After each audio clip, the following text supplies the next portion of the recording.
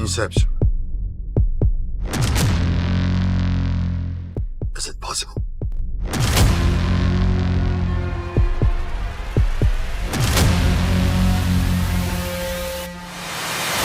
You mustn't be afraid to dream a little bigger, darling.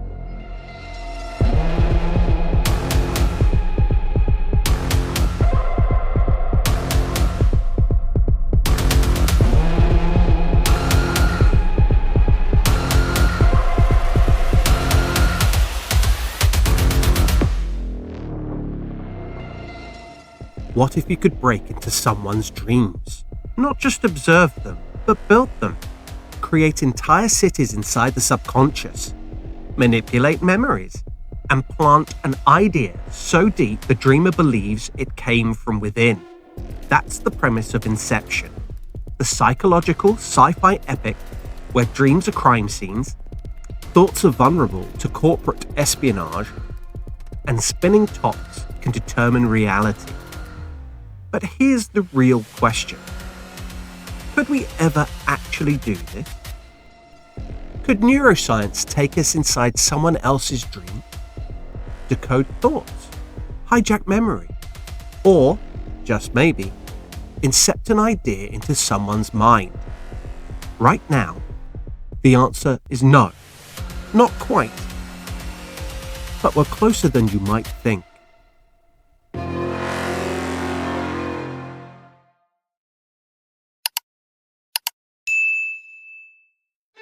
The invasion of the dreamscape may still be in the realms of fantasy, but look deeper and it turns out that we've actually made headway down this rabbit hole. And the scary part? We've already begun to cross a few lines that some of you might find unsettling. Scientists have already communicated with lucid dreamers while they were actively dreaming. Other studies have used brain scans to reconstruct visual images from dreams, like pixelated screenshots of the subconscious. And early experiments in brain-to-brain communication have passed simple information from one person to another using only electrical signals. It's crude and clunky, and it's still in its infancy, but it is real. And that brings us to the bigger question. If we could control dreams, if we can crack the dream code, should we? Because once we start talking about influencing the subconscious without someone's awareness, we're not just playing scientist, we're playing God. The ethical minefield here is massive. If we hack the dreamscape of individuals, what happens to consent? Or to identity and autonomy? Where do we draw the line between therapy and manipulation?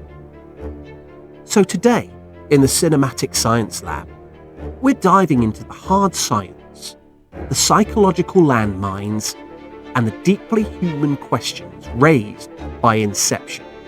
We're going headfirst into the neuroscience of dreams, the ethics of memory manipulation, and the horrifying possibility that your brain is the next hackable device.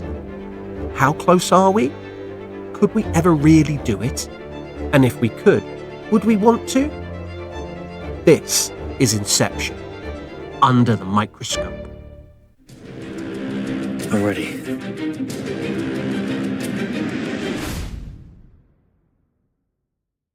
In Inception, dream sharing is just a thing.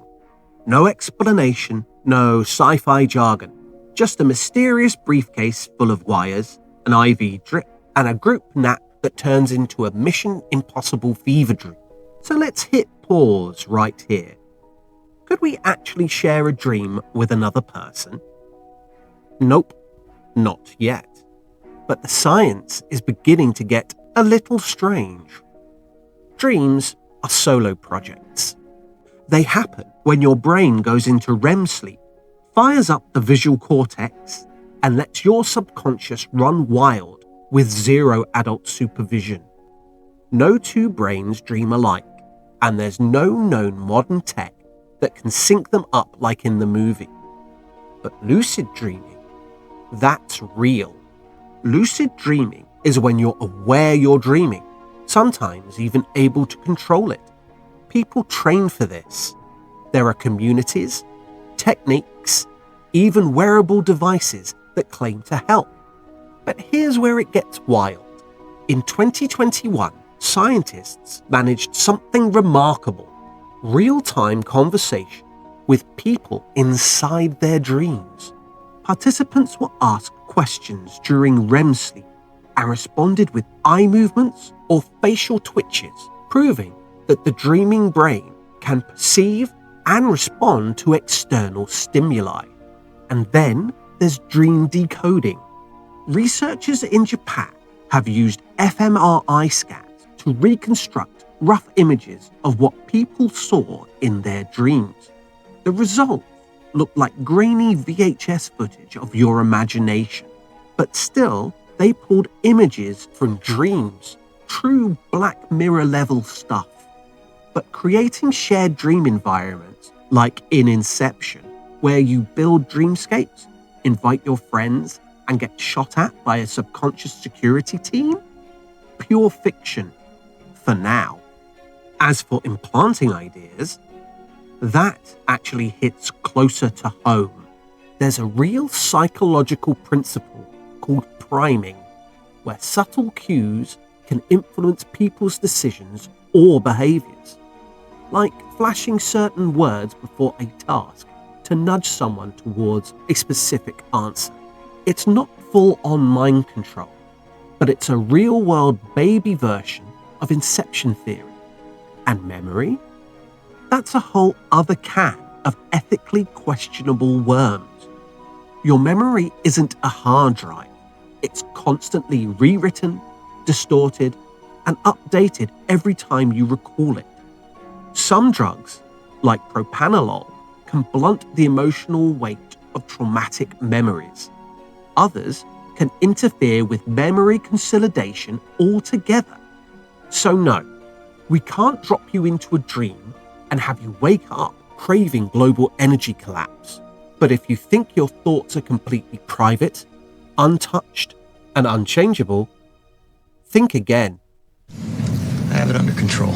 I'd hate to see out of control. Now that we've established that dream sharing is currently in the cool idea, zero real-world hardware category, let's talk logistics. Could you knock someone out, connect a few wires, and take a guided tour through their subconscious? Here's what Inception gives us: a slick suitcase called the passive device, a dose of mystery sedative, and a complete lack of regulatory oversight. In reality, to even attempt this, we'd need technology that doesn't exist, and ethics boards that somehow don't either. Think about it. You'd need a system that can 1. Induce stable REM sleep at will, 2. Sync multiple people's brain activity, 3. Transmit real-time sensory and spatial data between brains, and 4. Not accidentally fry anyone's neural pathways in the process. A tiny hurdle. But here's where it does get interesting. Brain-to-brain communication has been demonstrated in humans. In 2014, researchers from the University of Washington used EEGs and transcranial magnetic stimulation to send a simple message, like the word hello, from one person's brain to another. No speaking, no texting, just straight up neural Wi-Fi. Not exactly a multiplayer dreamscape, but it is a start. And it gets better, or worse, depending on how you feel about Wi-Fi for brains. Enter neural interfaces. I can talk to you with my thoughts. You've probably heard of Neuralink, Elon Musk's Bluetooth in your skull project, aiming to let people control devices with their thoughts. It is still in early testing, but in theory, it could allow brain-to-brain or brain-to-AI communication further down the road, maybe even dream sharing. If that sounds like science fiction, it kind of is. But we are living in the prologue, and if you think that's a lot, strap in. Scientists are also using optogenetics, a technique that uses light to control genetically modified brain cells. In mice, they've been able to turn specific memories on and off, like a light switch for trauma, habits, or associations. Now, to get from solo brain hacking to shared dream experiences, we need to look at brainwave synchronization. Some researchers have used rhythmic lights, audio pulses, even gentle touch to align neural activity across multiple people. It's called interpersonal brain synchrony, and while it's mostly been studied in musicians and dancers, it's the tiniest glimmer of Inception-style dreaming on the horizon. Not a shared dream yet, but two brains getting on the same wavelength. And then, just when you thought it couldn't get more dystopian, scientists at MIT, Harvard, and other charmingly ambitious places have been experimenting with dream incubation. Yes, that's a real term. Researchers used audio prompts, like softly playing the word tree during sleep, to influence the content of people's dreams. Did it work? Oh yeah. Dreamers reported dreaming about forests, gardens, and talking trees. We're one step closer towards branded dreams. One group of marketing researchers proposed using this method to insert product placement into dreams. If you thought Instagram and YouTube ads weren't invasive, wait until your subconscious starts craving Dr. Pepper. And no futuristic technology is complete until someone tries to weaponize it. Yes, the military has been here too.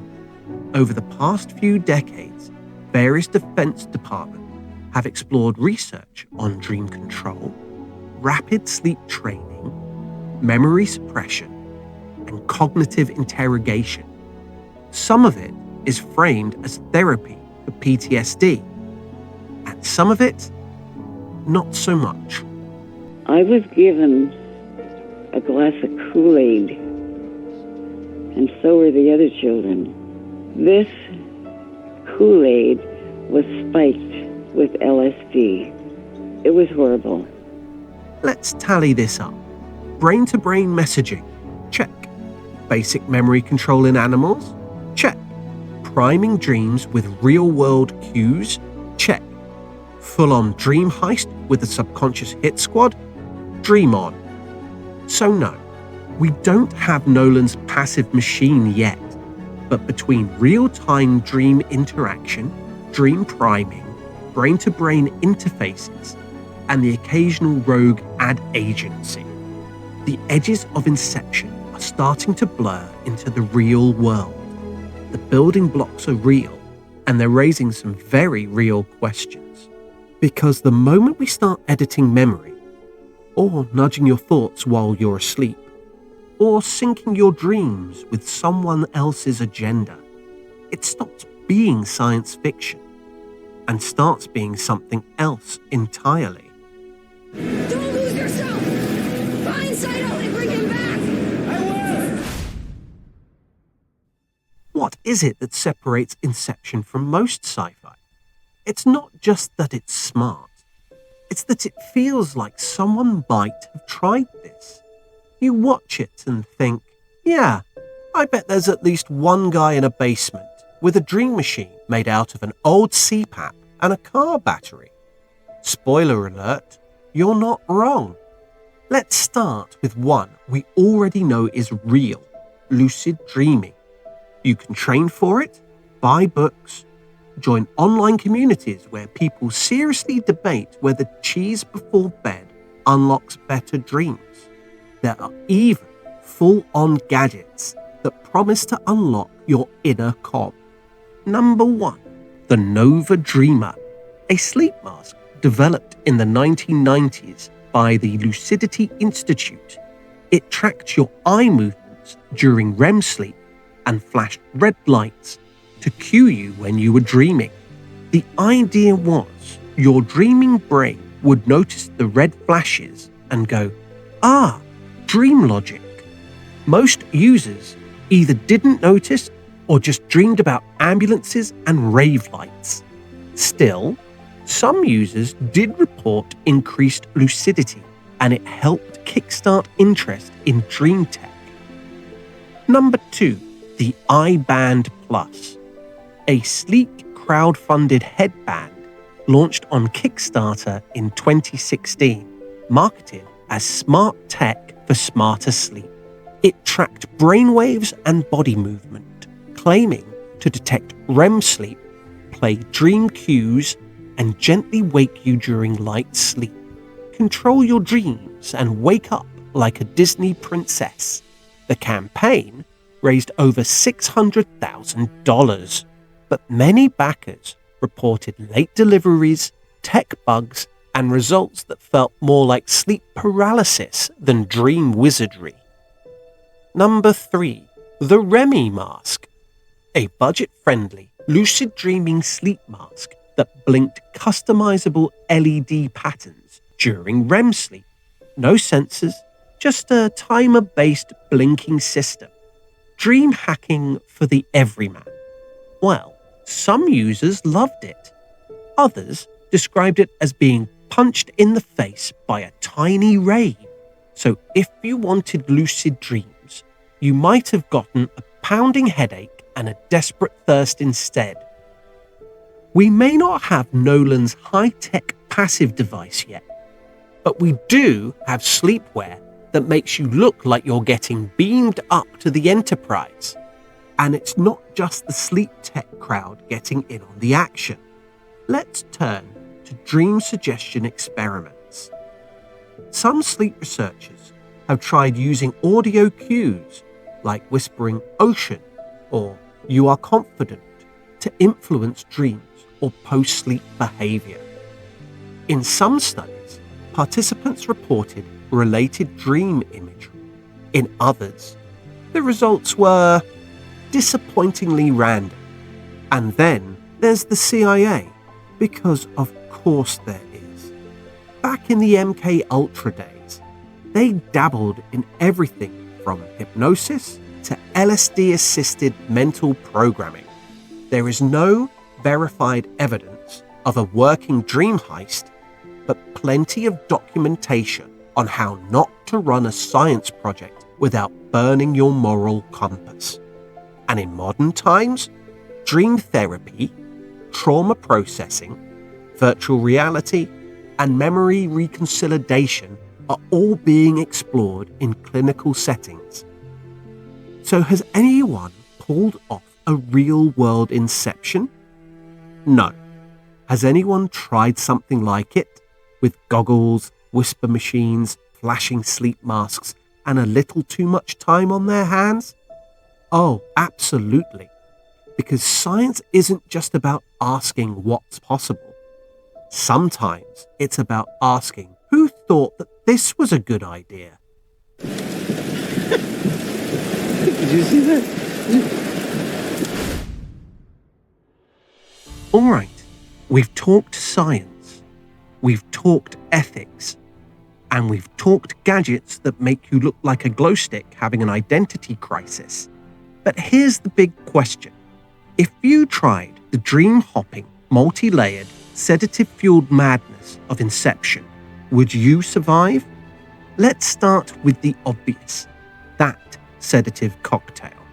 In the film, Yusuf brews up a superdrug that knocks everyone out into a synchronized dream state and lets them go deeper, layer after layer, without waking up prematurely.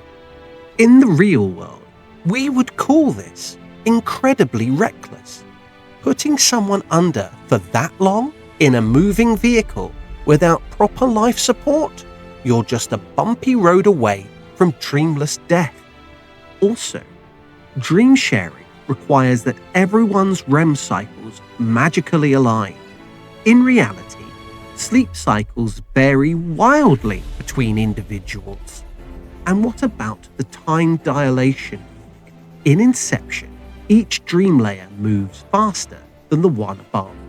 5 minutes in the real world becomes an hour in the dream, then a week, then decades in limbo. Makes for great storytelling, but in real neuroscience, there's no known mechanism today that would allow a dream to accelerate time perception so cleanly between layers. It's true that dreams can feel longer than they are, some lasting hours subjectively, even though only minutes have passed.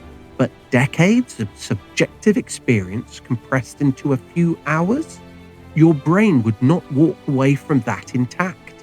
Now, let's talk about limbo, a raw subconscious space where you can get stuck for decades, lose your sense of self, and build existential beachfront property. If something like this existed, it would be like living through a psychotic break while your physical body slowly decays in a chair. Even just dreaming deeply for hours and confusing it with reality can mess with your cognitive integrity. Sleep studies have shown that sleep deprivation and vivid dreams can cause temporary psychosis, disorientation, and even false memory formation. So imagine spending what feels like 50 years in a hyper-real dream world and then waking up in your apartment to find that it's only Tuesday. You're not walking that off with a glass of water and a good cry. And then there's the kicks. What's a kick? This, Ariadne, would be a kick. Those timed moments designed to wake you up by shocking your system with a fall, a splash, or a synchronized hotel spin. Well, that part's sort of plausible. Sudden external stimuli can wake you during REM. Falling sensations, loud noises, or being tipped over do get incorporated into dreams and often jolt you awake. But coordinating multiple kicks across 3 dream layers? Yeah, good luck with that. And finally, we must talk about the man himself, Cobb, our guilt-ridden, sleep-deprived, subconscious fugitive anti-hero. He spends so long dream hopping and hallucinating his dead wife that by the time he makes it back to reality, even he doesn't know if he's awake. Would he survive that journey? Mentally, emotionally, neurologically? Honestly, no. Not a chance in hell. Long-term dream confusion, psychological trauma, and fractured identity? He'd be the prime candidate for involuntary inpatient care and a lifetime of wondering why his kids never age. But hey, the top wobbled, so that's fine, right? Send my regards. So, would anyone survive Inception in real life? Physically? Maybe. Psychologically? Doubtful. Ethically? That is a hard no. Because once you've spent decades in a fake world, manipulated someone's thoughts without their consent, and blurred the line between memory, guilt, and control, survival isn't just about getting out alive. It's about still knowing who you are when you do. Inception isn't just another sci-fi movie. It's a thought experiment. What if we could edit memory, sculpt dreams, or plant ideas into someone's mind without them knowing? It isn't just a movie about dreams. It's a movie about control, about memory, about whether we can trust our own minds or the people trying to get inside them. And while science hasn't caught up to Christopher Nolan's imagination yet, the truth is, it's not that far behind. We're experimenting with dream influence. We're nudging memories. We're even building the hardware to talk brain to brain. The lines between science fiction and reality, they are starting to blur. And that means the questions we ask in stories like this really do matter. Could we do it? Maybe. Should we? That's what we need to figure out, because the mind is the last place we can call truly private, and if we lose that, even the totem might not be able to help us with what's real anymore. We're gonna need to do a little better than might. Oh, thank you for your contribution, Arthur. This has been the Cinematic Science Lab. If your brain didn't just melt, give us a like, subscribe, and drop your favourite Dream Logic moment from the movie in the comments. And with the festive season round the corner, perhaps we should check in with everybody's favourite New York cop next time. Got invited to the Christmas party by mistake. Who knew? Until then, sleep tight and sweet dreams.